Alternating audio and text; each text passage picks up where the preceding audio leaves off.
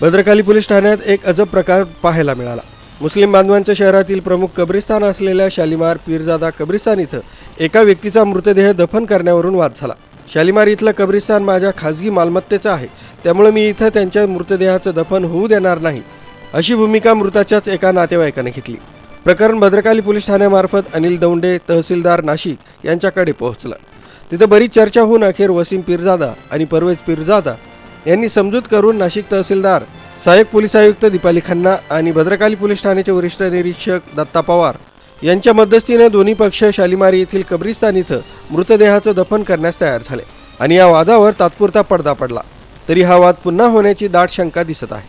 जुन्या नाशिकमध्ये भद्रकाली परिसरामध्ये पीरजादे कुटुंबियांच्यामध्ये कब्रस्तानच्या बाबतीत अंतर्गत वाद निर्माण झाल्यामुळे का दफनविधीसाठी काही काळ गेला।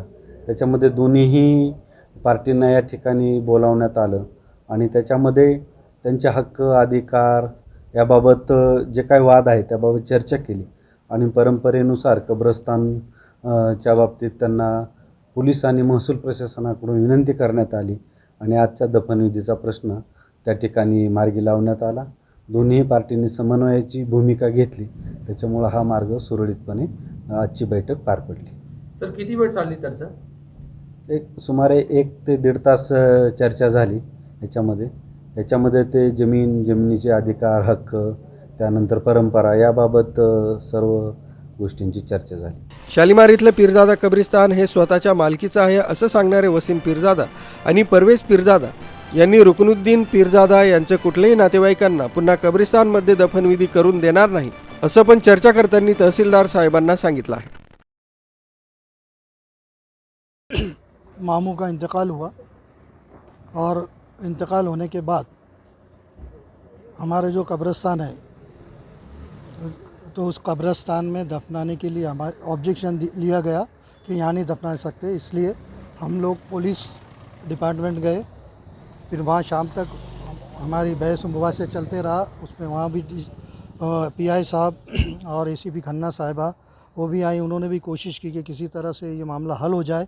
और ऑब्जेक्शन लेने वाले वसीम पीरजादे और उनके भाई परवेज़ और परवेज़ अजीज़ पीरजादे। लेने का हाँ, इनका कारण ये था कि वो ये बताते कि हमारा ज़ाती कब्रिस्तान है और ये कब्रिस्तान कोई ज़ाती नहीं हो सकता, क्योंकि जो ये वक़्फ़ डिक्लेयर है 1927 में ब्रिटिश गवर्नमेंट ने इसको वक़्फ़ डिक्लेयर की हुई है और उसमें ये नंबर भी है वक़्फ़ के वो गैजेट में। दूसरी बात कि वक़्फ़ एक्ट जो 1995 के अंडर में जितने भी कब्रिस्तान हैं, दरगाह हैं और मस्जिद है, ये तमाम वक़्फ़ प्रॉपर्टी है और ये कोई भी इसको अपना प्राइवेट नहीं कह सकता। और इस बारे में ऑलरेडी केसेस चालू है, वक्फ बोर्ड में भी चालू है, सिविल कोर्ट में भी चालू है। तो किसी का ये कहना कि अभी ये प्राइवेट है, ये गलत बात है। कब्रिस्तान किसी का प्राइवेट नहीं हो सकता, हर मुस्लिम का इख्तियार है उसमें वहाँ दफन होने का। और मैं यही कहूँगा कि भी आइंदा भी तमाम मुसलमान जो भी जहाँ भी है, हर शहर में, हर मुल्क में, और कोई भी ये से किसी की तदफीन पे ऑब्जेक्शन न ले। किसी का ज़ाती कब्रिस्तान नहीं हो सकता। ये हमारी फैमिली कब्रिस्तान है, इसमें तदफीन की सिर्फ हमारी ही फैमिली के लोगों को इजाज़त है। ये हमारी परंपरा चलती आती, रिवायत चली आ रही थी। बीच में कोविड-19 की वजह से हमने इंसानियत के नाते 10 से 12 लाशों को वहाँ दफन करने दिया, क्योंकि वो मोमिन थे और उनकी लाशों की बेहुरमती हो रही थी। तो हमारी ईमानी गैरत ने गवारा नहीं किया कि वो ऐसी बेहुरमती हो, इसलिए हमने सबसे पहले अपनी कब्रिस्तान को खोला।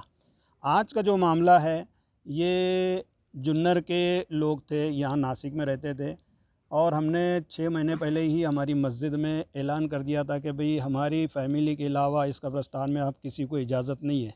लेकिन चूँकि बहुत ज़्यादा मामला तूल पकड़ गया और लाश की बेहुरमती ना हो, मोमिन है, इसलिए हमने इंसानियत के नाते, मानुसकी के नाते, और जो साहब थे हमारे तहसीलदार साहब, इनकी विनंती, इनकी रिक्वेस्ट, और पीआई भद्रकाली इनकी रिक्वेस्ट, और एसीपी खन्ना साहिबा इनकी रिक्वेस्ट पर हमने अपना दिल बड़ा किया और हमने सिर्फ इंसानियत के नाते उसको इजाज़त दी, उन लोगों को इजाज़त दी कि भाई ठीक है, हमारे कब्रिस्तान में, फैमिली कब्रिस्तान में आप इनकी तदफीन आज के दिन कर सकते हैं, इसके बाद हम लोग इजाज़त नहीं देंगे।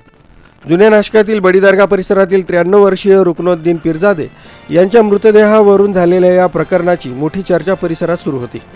न्यूज G9 महाराष्ट्रासाठी प्रतिनिधी बाशित कुरेशी, नाशिक.